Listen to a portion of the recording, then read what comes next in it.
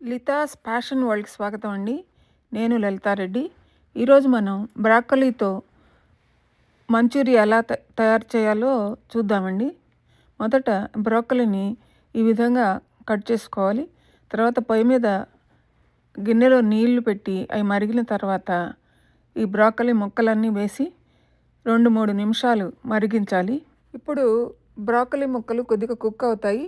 వీటిల్ని మొత్తం నీటిలో ఉండే బ్రోకలీ ముక్కలు అన్నిటిని తీసివేసి ఇందులో 2 టీ స్పూన్లు అల్లం వెల్లుల్లి పేస్టు, తర్వాత 1/2 టీ స్పూన్ పసుపు, 2 టీ స్పూన్లు మిరప్పొడి, తగినంత ఉప్పు వేసి ఆ తర్వాత సోయా సాస్ 2 టేబుల్ స్పూన్లు, టొమాటో సాస్ 2 టీ స్పూన్లు వేసి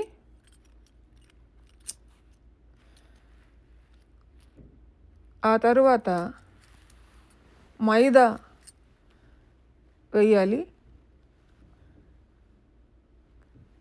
అంతే పరిమాణంలో కార్న్ ఫ్లోర్ కూడా వేసి చేత్తో చక్కగా కలుపుకోవాలి. ఈ కలిపేటప్పుడు కొంచెం గట్టిగా ఉంటే, అంటే నీళ్లు సరిపోకపోతే తడి కొంచెం నీళ్లు చిలకరించుకొని కలుపుకోవచ్చు. అప్పుడు ఇలా ఉంటుంది అది.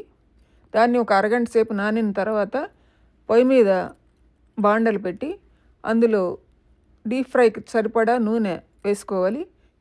ఇప్పుడు ఈ బ్రోకలీ ఫ్లోరెట్స్ని ఒక్కొక్కటిగా తీసి వేరువేరుగా నూనెలో వేసుకోవాలి. అన్నీ కలిపి ఒకటే ముద్దగా వేయకూడదు. వేరువేరుగా వేస్తే అంటుకోకుండా చక్కగా వస్తాయి.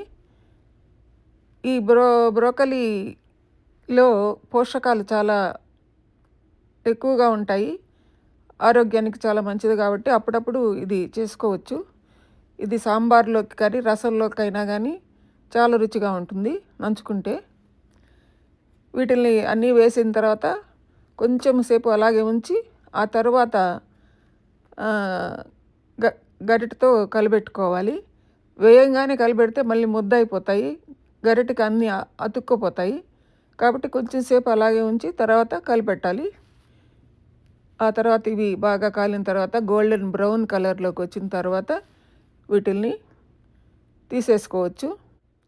సర్వింగ్ డిష్లో అడుగున ఒక టిష్యూ పేపర్లు 2-3 వేస్తే ఎక్కువగా ఉండే ఆయిల్ని అంతా పీల్చేసుకుంటాయి. ఎక్కువ ఆయిల్ లేకుండా మనకి ఆరోగ్యంగా ఉండటానికి బాగుంటుంది అలా నూనె ఎక్కువ ఉండే నూనె పీల్చేస్తే. కాబట్టి ఈ విధంగా చేసుకుంటే మనకి చాలా మంచిది.